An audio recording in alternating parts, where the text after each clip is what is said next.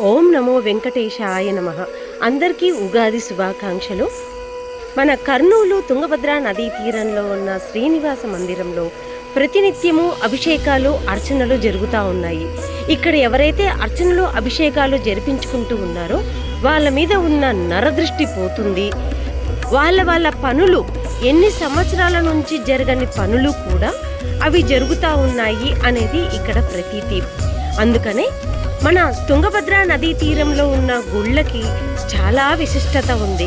మన మంత్రాలయం శ్రీ రాఘవేంద్ర స్వామి గుడి కూడాను తుంగభద్రా నదీ తీరంలోనే ఉంటుంది.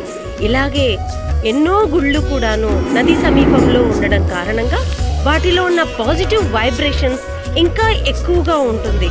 అందుకనే ఏ క్షేత్రంలోనైనాను నది దగ్గరికి వెళ్ళి స్నానం చేసి సూర్య భగవానుడికి నమస్కరించి తర్వాత గుడికి వెళ్ళి అందరూ దర్శించుకుంటూ ఉంటారు. అందుకే నదులకు ఉన్న ప్రతీతి అంత ఎక్కువగా ఉంటుంది. ప్రతి ఒక్కరూ కూడాను ఈ మందిరానికి వచ్చి దర్శనం చేసుకోవాల్సిందిగా మనవి.